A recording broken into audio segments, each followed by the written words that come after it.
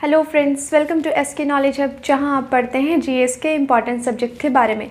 तो हमारी जो सीरीज़ चल रही थी इंडियन ज्योग्राफी की, तो जिसमें हमने लास्ट क्लास में पढ़ा था भारत में सिंचाई एवं बहुउद्देशीय नदी घाटी परियोजनाओं का पार्ट 1, जिसमें हमने पढ़ा सिंचाई क्या है, बहुउद्देशीय परियोजनाएं क्या है, और फिर उससे रिलेटेड बहुउद्देशीय परियोजनाएं जो है यानी कि कौन कौन से डैम किस नदी पर बनाए गए।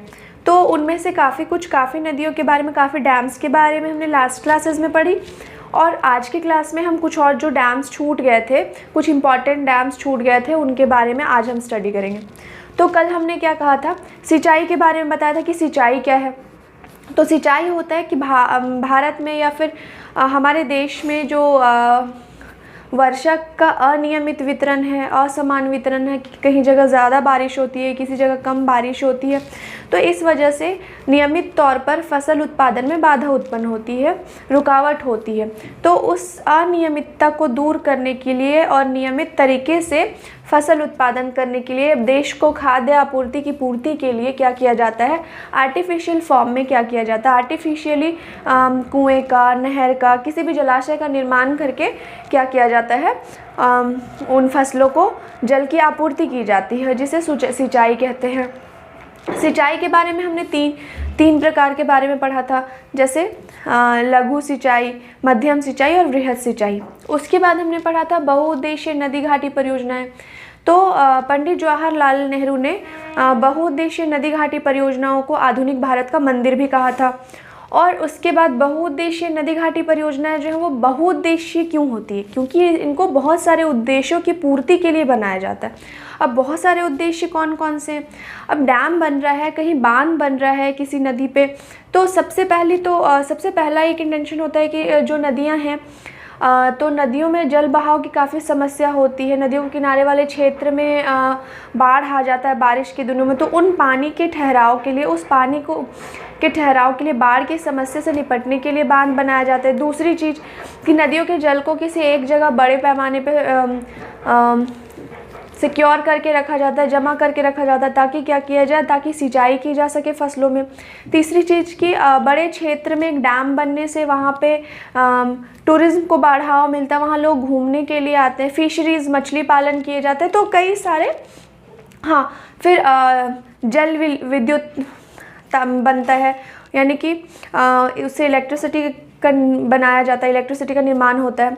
तो इस तरीके के उद्देश्यों की पूर्ति के लिए जो डैम्स बनाए जाते हैं, इस वजह से इसे मल्टीपर्पज़ प्रोजेक्ट्स बोलते हैं या फिर बहुउद्देशीय नदी घाटी परियोजनाएं बोलते हैं। तो जो नदियाँ, कुछ प्रमुख डैम्स छूट गए थे, जिन जिन नदियों पे बनाए गए, उनके बारे में हम आज के क्लासेस में पढ़ेंगे। तो आइए देखते हैं। सबसे पहले कल लास्ट की क्लासेस में हमने 12 मल्टीपर्पज़ प्रोजेक्ट्स के बारे में पढ़ा था, 12 नदियों के बारे में पढ़ा था, 12 नदियों पर कुछ डैम्स बनाए गए थे, उनके बारे में पढ़ा था।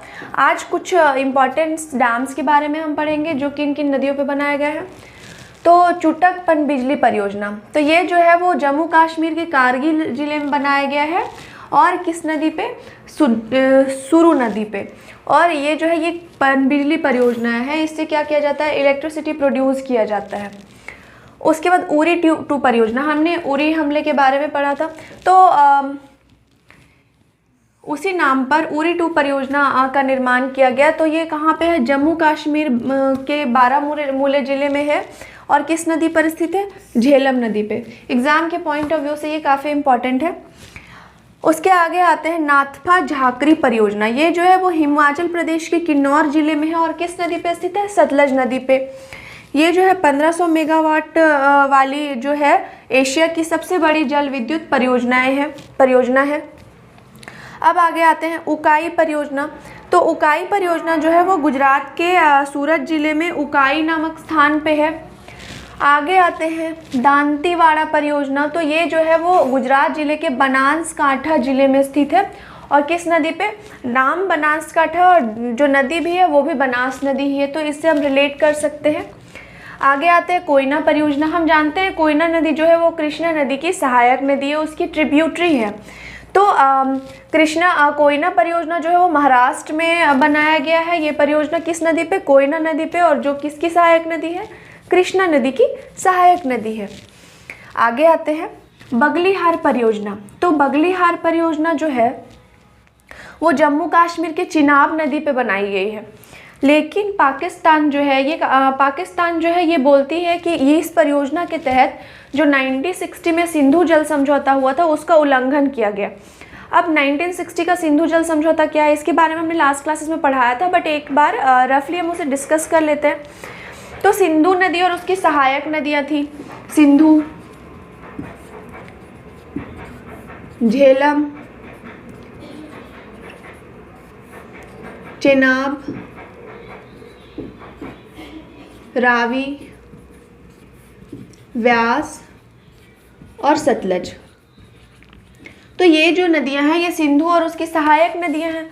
तो 1960 का जो सिंधु जल समझौता हुआ था वो इन्हीं नदियों के जल को लेके हुआ था, क्योंकि ताकि इस नदियों के जल को लेके विवाद उत्पन्न ना हो, तो भारत और पाकिस्तान के बीच 1960 में एक समझौता हुआ। उसके तहत कहा गया कि ये ऊपर की जो 3 नदियां हैं सिंधु, झेलम, चेनाब, तो इसके 80% जल का अधिकार, 80% जल का अधिकार किसको होगा? पाकिस्तान का। और वही बाकी बचा 20% जल का अधिकार किसको होगा? इंडिया को।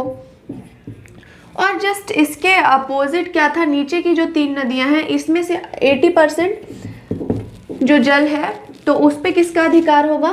भारत का। और वहीं जो 20% जो है उसमें पाकिस्तान का अधिकार होगा। तो इस प्रकार से सिंधु जल समझौता किया गया। तो यहाँ आप देख रहे हैं झेलम और चेनाब, क्योंकि बगलीहार परियोजना जो है वो चिनाब नदी पे है, तो इसी वजह से ये अभी भी विवादित मुद्दा है भारत और पाकिस्तान को लेके। तो कहा गया पाकिस्तान इसको नहीं मानता है और कहता है कि ये इस जो समझौता है इस समझौते का उल्लंघन है। अब आगे आते हैं दुलहस्ती परियोजना। दुलहस्ती परियोजना भी जम्मू कश्मीर में बनाया गया और ये भी चेनाब नदी पे है। तो देखा जाए तो ये भी इस वाले नदी पे जहाँ जिसके 80% जल का अधिकार किसको है? पाकिस्तान को। तो इसी वजह से ये भी एक विवादित परियोजना है। किशनगंगा परियोजना, ये भी जम्मू कश्मीर के झेलम नदी पे है। तो जैसे देख रहे हैं झेलम और चेनाब पे ये तीनों जो है परियोजनाएं स्थित है। तो ये तीनों काफ़ी विवादित है भारत और पाकिस्तान के बीच। पाकिस्तान और भारत के बीच इस परियोजना को लेके हमेशा मनमुटाव बना रहता है। पाकिस्तान कहता है कि आपने इस पे इन नदियों पे हमारा 80% जल का अधिकार है, तो इस अधिकार को आप हमसे छीन रहे हैं। लेकिन भारत कहता है कि हम अपनी आवश्यकता अनुसार, मतलब हमें जितना चाहिए, हमारा जितना अधिकार है, हम उतने जल का उपयोग कर रहे हैं और उतने जल का उपयोग कर सकते हैं। तो इस तरीके से ये विवादित मुद्दा बना हुआ है। आगे आते हैं किसाऊ परियोजना। तो किसाऊ परियोजना जो है वो उत्तराखंड और हिमाचल प्रदेश की संयुक्त परियोजना है और ये जो है वो टोंस नदी पे बनाया गया है। टिहरी परियोजना उत्तराखंड में है और भागीरथी और भिलांगना के संगम पर ये परियोजना का निर्माण हुआ है। अब आते हैं फरक्का बैराज परियोजना। तो फरक्का बैराज परियोजना जो है वो पश्चिम बंगाल में है और गंगा नदी पे है। तो इस प्रकार से कुछ बची हुई जो परियोजनाएं थी, इंपॉर्टेंट प्रोजेक्ट्स थे, उसे हमने आज कंप्लीट किया। तो एक बार इसे और रिकॉल कर देते हैं। तो बहुउद्देशीय नदी घाटी परियोजना का टॉपिक हमारा आज ही खत्म हो जाएगा और कल हम मिलेंगे एक नए चैप्टर के साथ। तो इंडियन ज्योग्राफी की जो आपकी क्लासेस है कुछ दिन और चलेंगी, उसके बाद हम आगे की क्लासेस में फिजिकल ज्योग्राफी डिस्कस करेंगे। तो आइए इसे एक बार और रिकॉल कर लेते हैं। तो सबसे पहले चुटक पनबिजली परियोजना, तो ये जो है वो जम्मू कश्मीर के कारगिल जिले में है। किस नदी में? तो शुरू नदी में। तो नदी का नाम याद रखना काफ़ी इम्पॉर्टेंट हो जाता है। उरी 2 परियोजना, तो ये जम्मू कश्मीर, उरी हमले के बारे में हम सभी जानते हैं, तो इसी से रिलेटेड है ये परियोजना। तो जम्मू कश्मीर के बारामूला जिले में और किस नदी पर स्थित है? झेलम नदी पे।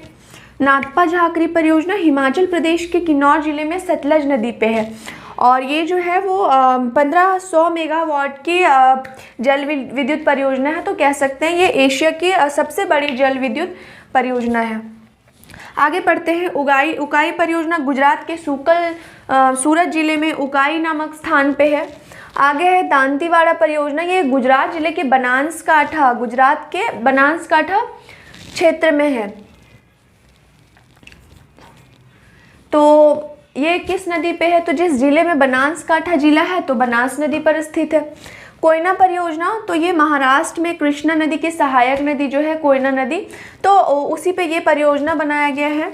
अब आगे आते हैं बगलीहार परियोजना जो जम्मू कश्मीर के चिनाब नदी पे है। वहीं दुल्हस्ती परियोजना भी चिनाब नदी पे है और किशनगंगा परियोजना झेलम नदी पे है।